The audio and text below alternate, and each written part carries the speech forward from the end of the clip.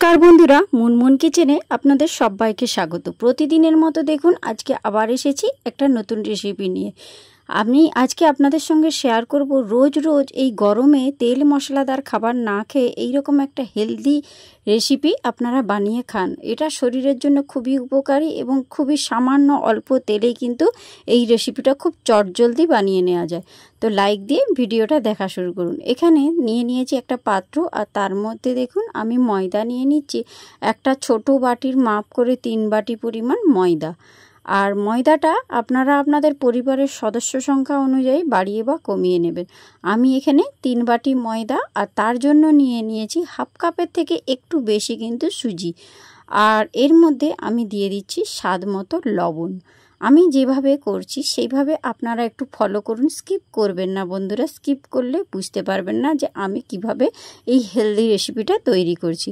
আর সমস্ত উপকরণগুলো দেওয়ার পর এবারে একটা হাতার সাহায্যে ভালো করে কিন্তু শুকনো অবস্থাতেই আমি ময়দা, সুজি আর লবণটাকে ভালো করে কিন্তু মিশিয়ে নিচ্ছি। আর একবার এইভাবে বানিয়ে দেখবেন, ছোট বড় সবাই কিন্তু খুবই মজা করে খাবে এবং এটা স্বাস্থ্যের জন্য খুবই কিন্তু উপকার একটা রেসিপি।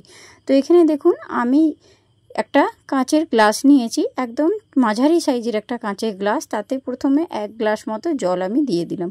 1 গ্লাস জল দিয়ে একটা কাঁটা চামচের সাহায্যে প্রথমে কিন্তু আমি ময়দাটাকে এভাবে মাখিয়ে নিলাম। তারপর দেখুন আবার আমি দিয়ে দিলাম ওই গ্লাসেরই মাপ করে আবার 1 গ্লাস জল। আর ওই 1 গ্লাসটা জলটা দেওয়ার পর মোট এখন আমি এই পর্যন্ত কিন্তু 2 গ্লাস জল দিয়েছি। 2 গ্লাস জল দেওয়ার পর এভাবে কাঁটা চামচের সাহায্যে ময়দাটাকে ভালো করে কিন্তু মাখিয়ে নিতে হবে। তাহলে দেখবেন ময়দার মধ্যে যে লাংসটা থাকে সেটা কিন্তু আর থাকবে না। আর দেখুন এবারে আবার কিন্তু ওই গ্লাসেরই মাপ করে দিয়ে দিলাম আবার 1 গ্লাস পরিমাণ মতো জল। তো মোট আমি যেহেতু 3 বাটি ময়দা নিয়েছিলাম, আমি একটা মাঝারি সাইজের গ্লাসে 3 গ্লাস কিন্তু জল নিয়েছি। আর এর থেকে কিন্তু এখন এই পর্যন্ত কিন্তু জলের আর প্রয়োজন হচ্ছে না। তো যদি লাগে আমি নিশ্চয়ই পরে দেব। তো আগে প্রথমে আমি ব্যাটারটা তৈরি করে নিই। আর এইভাবেই কিন্তু আপনারা কাঁটা চামচের সাহায্যে অনবরত নাড়া দিয়ে কিন্তু ব্যাটারটা তৈরি করবেন। দেখুন ব্যাটারটা কতটা সুন্দর স্মুথ ব্যাটার তৈরি করেছি। আর এখানে কিন্তু ময়দাগুলো একদম ডালা বেঁধে নেই। আর এই রেসিপিটা করার জন্য ময়দার ব্যাটারটা তৈরি করা খুবই কিন্তু একটু কষ্টকর ব্যাপার আছে। তো আপনারা একটু দেখুন, দেখলেই বুঝতে পারবেন যে ব্যাটারটার মধ্যে যেন কোনো লাংস না থাকে। তো এইখানে দেখুন এটাকে আমি ঢাকনা দিয়ে রেস্টে রেখে দেবো 15 মিনিটের জন্য। তো এইখানে এই রেসিপিটার সঙ্গে একটু চাটনি আমি বানিয়ে নিচ্ছি। চাটনি দিয়ে খেতে কিন্তু দারুণ লাগে। তার জন্য প্রথমে একটা কড়াইয়ের মধ্যে একটু দিয়ে দিলাম রিফাইন তেল। আর আমি এখানে দেখুন বাদাম নিয়েছি একটা ছোট বাটির 1 বাটি। আর বাদামটাকে আমি ভালো করে ওই তেলের মধ্যে কিন্তু নেড়েচেড়ে ভেজে নিচ্ছি।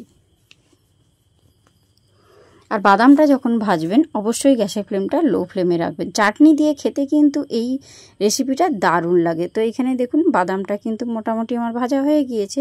আর এই পর্যায়ে সমস্ত বাদামটা তুলে একটা সাইডে রেখেছি। আর এখানে দেখুন ছোলার ডাল ভিজিয়ে রেখেছিলাম একটা ছোট বাটির 1 বাটি পরিমাণ ছোলার ডাল। আর এই ছোলার ডালটাকেও আমি কিন্তু ওই তেলের মধ্যেই নেড়ে নিচ্ছি। ছোলার ডালটাকে মোটামুটি একটু নাড়া হয়ে গেলে এই ডালটাকেও কিন্তু আমি তুলে নেব। তো বেশি কিন্তু ভাজার দরকার নেই, একটু মোটামুটি আমি ওই গরম তেলের মধ্যে ডালটাকে নেড়ে নিলাম। তো দেখুন এবারে আমি একটা হাতার সাহায্যে কিন্তু ওই ছোলার ডালটাকেও তুলে নিচ্ছি। এবারে ওই কড়াইয়ের মধ্যে দেখুন অনেকটা পরিমাণ কিন্তু এখনও তেল রয়েছে। এবারে ওই তেলের মধ্যে আমি একটু তড়কা বানিয়ে নিচ্ছি। তো দেখুন ওই তেলের মধ্যে আমি প্রথমে দিয়ে দিচ্ছি কালো সর্ষে ছোট চামচের 2 চামচ। আর কালো সর্ষেটা যখন একটু ভাজা হয়ে আসবে, মোটামুটি দেখুন একটু ভাজা হয়ে এসেছে, সেই পর্যায়ে কিন্তু আমি এর মধ্যে দিয়ে দেবো কারি পাতা। আর কারি পাতাটা কিন্তু দেওয়ার পর এভাবে কিন্তু একটু হাতা দিয়ে নাড়িয়ে নেবেন। আর গ্যাসের ফ্লেমটা এখন বন্ধ করে দেবেন, না হলে এই কারি পাতার সবুজ ভাবটা থাকবে না। তো এখানে তড়কাটা বানিয়ে একটা সাইডে রেখে দিয়েছি। আর এখানে একটা দেখুন মিক্সির বোল নিয়েছি, তার মধ্যে দেখুন বাদাম আর ছোলার ডাল যেটা আমি ভেজে রেখেছিলাম ওটা কিন্তু আমি মিক্সির মধ্যে নিয়ে নিচ্ছি। এইভাবে একবার চাটনি বানিয়ে দেখবেন, খেতে কিন্তু দারুণ লাগে। এই চাটনিটা যে কোনো কিন্তু রেসিপির সঙ্গে খেতে কিন্তু খুব সুন্দর লাগে। আর এখানে ঝালের জন্য দিয়ে দিচ্ছি 2টো কাঁচা লঙ্কা। আর এখানে দেখুন একটু স্বাদ মতো দিয়ে দিচ্ছি লবণ। আর একটু মিষ্টি দিয়ে দেব সামান্য অল্প পরিমাণ কিন্তু একটু চিনি দেব। আর আপনারা না চাইলে চিনিটাকে স্কিপ করে দিতে পারেন, তো চিনি দিলে একটু খেতে ভালো লাগবে। আর দেওয়ার পর এটাকে ঢাকনা দিয়ে আমি সুন্দর একটা স্মুথ পেস্ট বানিয়ে নিয়েছি। দেখুন বন্ধুরা, এইভাবে কিন্তু একদম স্মুথ পেস্ট বানিয়ে নিয়েছি। আর এটাকে আমি একটা পাত্রের মধ্যে সার্ভ করেছি। দেখুন বন্ধুরা, আর এর মধ্যে আমি যে তড়কাটা ভেজে রেখেছিলাম সেই তড়কাটা কিন্তু এবার ওপর থেকে দিয়ে দিচ্ছি। দেখুন বন্ধুরা, এইভাবে একবার কিন্তু চাটনিটা বানিয়ে দেখবেন, এই চাটনিটাও খেতে কিন্তু অসাধারণ লাগে। তো এই পর্যায়ে দেখুন আমার কিন্তু চাটনিটা রেডি হয়ে গিয়েছে। আর চাটনিটাকে আমি একটা সাইডে কিন্তু সরিয়ে রেখে দেবো। দেখুন চাটনিটা আমার অলরেডি রেডি। এবারে আমি চলে যাচ্ছি মূল রেসিপিতে। যেখানে আমি এই ময়দাটা ঢাকনা দিয়ে রেখেছিলাম রেস্টে 15 মিনিটের জন্য, দেখুন যেহেতু সুজি ছিল তার জন্য ব্যাটারটা কিন্তু একটু ঘন হয়ে গিয়েছে।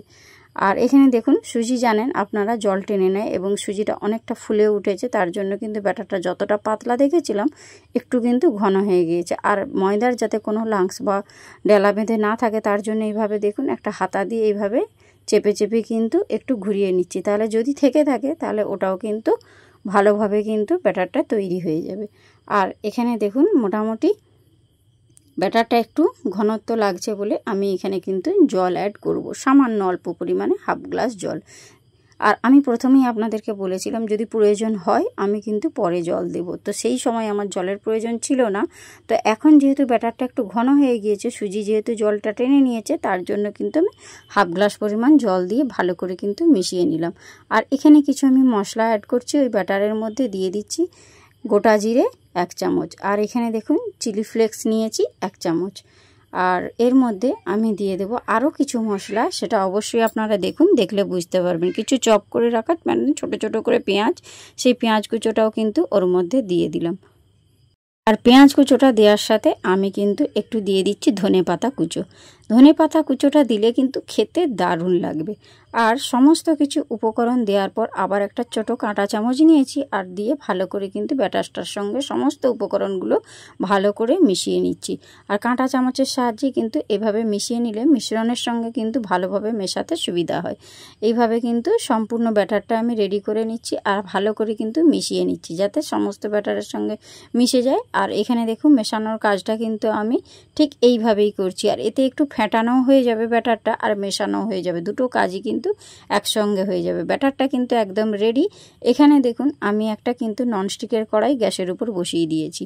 আর কড়াইটা কিন্তু খুব ভালো করে বন্ধুরা প্রথমে হিট করে নিতে হবে। আর এখানে দেখুন সামান্য ছোট চামচের একটা 1 চামচ কিন্তু আমি তেল দিয়েছি। আর তেলটা দেওয়ার পর দেখুন এইভাবে ব্রাশ দিয়ে এবার কড়াইয়ের গায়ে কিন্তু ভালো করে ব্রাশ করে নিচ্ছি। একদম খুবই সামান্য অল্প তেলে কিন্তু এই রেসিপিগুলো তৈরি হয়ে যায়, একদম হেলদি একটা রেসিপি। এবারে যখন আপনারা এই ব্যাটারটা দেবেন তখন এইভাবে কিন্তু ব্যাটারটাকে একটু নাড়া নিয়ে দিয়ে দিতে হবে। আর একটা কিন্তু চাটুর সাহায্যে আমি প্রথমে 1 চাটু কিন্তু ওই ব্যাটারটা দিয়ে দিলাম। আর দেওয়ার পর কড়াটাকে ধরে এইভাবে কিন্তু রাউন্ড করে ঘুরিয়ে নেব। দেখুন বন্ধুরা কত সুন্দর কিন্তু একটা শেপ তৈরি হয়ে গেলে, দেখতে পাচ্ছেন কত সুন্দর সহজেই কিন্তু রেডি হয়ে গেল। আর এটাকে একটু ঢাকনা দিয়ে আমি রেখে দেবো 2 থেকে 3 মিনিট মতো। 2 থেকে 3 মিনিট পর দেখুন ফিরে আসছে, আর ওপর অংশটা দেখুন একদম শুকনো হয়ে গিয়েছে। তখন একটা স্প্যাচুলার সাহায্যে আমি অপর সাইডটা উল্টে দিচ্ছি আর একটু সামান্য তেল ব্রাশ করে নিচ্ছি উপর থেকে। এটা আমার খেতে ভালো লাগার জন্য করছি, আপনারা যদি না চান নাও দিতে পারেন, তাতে কোনো সমস্যা নেই। একটু তেল ব্রাশ করে নিয়েছি আর এটাকে দেখুন অপর সাইডটা কিন্তু উল্টিয়ে নিচ্ছি, এইভাবে ধরে উল্টিয়ে দিলাম। আর দেখুন উল্টে পাল্টে একটু ভালো করে ভেজে নেব। আর ওপর থেকেও দেখুন সামান্য একটু তেল কিন্তু আমি ব্রাশ করেছি। আর ব্রাশ করে নিয়ে একটা স্প্যাচুলা দিয়ে উল্টে পাল্টে একটু ভেজে নেব, তাহলে কিন্তু খেতে কিন্তু দারুণ লাগবে। একবার হলো এই হেলদি রেসিপিটা বানানোর জন্য অনুরোধ রইল। বাচ্চাদের স্কুলের টিফিনে বা সন্ধেবেলার জলখাবার হিসাবেও বা টিফিনেও আপনারা দিতে পারেন। এইভাবেই দেখুন সুন্দর লালচে করে ভেজে নিয়েছি, উপরে কত সুন্দর একটু লালচে ভাব এসেছে, একটা কিন্তু আমার ভাজা হয়ে গিয়েছে। এটাকে একটা সাইডে সরিয়ে রেখে দিলাম। সেম প্রসেসে দেখুন একদম এখন আমি কিন্তু দিয়ে দিয়েছি হাফ চামচ মতো রিফাইন অয়েল। প্রথমে যখন আমি 1 চামচ দিয়েছিলাম, সেকেন্ড টাইমে কিন্তু আমি হাফ চামচ রিফাইন অয়েল দিয়েছি। আর দেখুন এবারে ব্যাটারটাকে ঠিক সেম প্রসেস এইভাবে একটু নাড়িয়ে নেবেন ওপর নিচে। আর দেখুন 1 হাতা কিন্তু আমি ব্যাটার এর মধ্যে দিয়ে দিলাম। আর দেওয়ার পর আবার কড়াইটাকে ধরে এইভাবে কিন্তু ঘুরিয়ে নেব। ঘুরিয়ে নিয়ে সুন্দর একটা রাউন্ড গোল শেপ দিয়ে দেব। দেখুন বন্ধুরা, সুন্দর একটা রাউন্ড শেপ তৈরি হয়ে গিয়েছে। আর এটাকে আমি সেম একই রকমভাবে ঢাকনা দিয়ে দেবো। ঢাকনা দিয়ে কিন্তু মিনিট 2-1 মতো আমি রেখে দেব, একদম লো ফ্লেমে। হাই ফ্লেমে করবেন না বন্ধুরা, লো ফ্লেমে এভাবে ঢাকনা দিয়ে রেখে দেবেন। 2 মিনিট পর দেখুন ফিরে আসছি। ওপরের কিন্তু অংশটা একদম শুকনো হয়ে গিয়েছে। একটু দেখুন উপর থেকে তেল ব্রাশ করে নিচ্ছি, সামান্য অল্প, আপনারা চাইলে নাও দিতে পারেন। তো এটা দিলে দেখবেন খেতে ভালো লাগবে। আর এবারে অপর সাইডটা উল্টে দিলাম, উল্টে দিয়ে আবারও একটু তেল ব্রাশ করে নিয়েছি। আর উল্টে পাল্টে দেখুন এটাকে কিন্তু আমি ভেজে নেব একদম লালচে করে। প্রথমেরটা যেমন একটু লালচে করে ভেজেছি, এটাও কিন্তু আমি লালচে করে ভেজে নিলাম। আর এইটাতে কিন্তু ভাজাটা রেডি হয়ে গিয়েছে। এবারে এটাকেও আমি একটা সাইডে সরিয়ে রেখে দিলাম। আপনাদের বোঝার সুবিধার্থে দেখুন আমি কিন্তু এখন আর তেলই দিলাম না, শুধুমাত্র ব্রাশটা একটু বুলিয়ে দিলাম। আর সেম প্রসেসে দেখুন আবার এক চাটু দিয়েছি, আর দিয়ে কড়াইটাকে ধরে এইভাবে ঘুরিয়ে দিলাম। আর সুন্দর দেখুন একটা শেপ এসে গেল গোলাকার। আর দেখুন এটাকে আবার আমি ঢাকনা দিয়ে রেখে দিচ্ছি। কত সোজা না বন্ধুরা, কত ইজিভাবে কিন্তু বানানো হয়ে যায়। কিন্তু একটা কথা, যে ব্যাটারটা যখন তৈরি করবেন, ময়দাটা যেন কোনোভাবেই কোনো অংশে ডেলা বেঁধে না থাকে। তার জন্য ওখানটা একটু আপনাদেরকে ধৈর্য ধরে ময়দাটা মেখে নিতে হবে, যেভাবে আমি আপনাদেরকে দেখিয়েছি। আর উল্টে পাল্টে দেখুন সেম প্রসেসে আমি এটাও ভেজে নিলাম। আর এটা দেখুন ভাজা একদম রেডি হয়ে গিয়েছে। একদম সামান্য অল্প তেলে, একদম 1 চামচ মাত্র তেল দিয়েই কিন্তু দেখুন এই রেসিপিটা তৈরি হয়ে যাচ্ছে। এবারে আমি চাটনির সঙ্গে এবারে এটাকে সার্ভ করলাম। কত সুন্দর রেডি করেছি দেখুন। ব্রেকফাস্ট রেসিপিগুলো দেখতেও যেমন সুন্দর, খেতেও কিন্তু ততটাই সুন্দর। তো কার কার আমার রেসিপিগুলো ভালো লাগে অবশ্যই লাইক কমেন্ট করবেন, আর বন্ধুদের মধ্যে শেয়ার করে দিবেন। আর দেখুন কতটা নরম হয়েছে, দেখেই আপনারা বুঝতে পারছেন। খেতেও কিন্তু অসাধারণ, আর বানানোও কিন্তু খুবই সোজা। একবার দেখলে আপনারা সবাই বানাতে পারবেন। তো আজকের মতো আমি ভিডিওটা এখানেই শেষ করব। দেখা হচ্ছে নেক্সট ভিডিওতে। তো কার কার আমার রেসিপিটা ভালো লাগলো অবশ্যই কমেন্ট করে জানাবেন, আর বন্ধুদের মধ্যে শেয়ার করে দেবেন। সুস্থ থাকবেন, ভালো থাকবেন। তো টাটা, বাই বাই।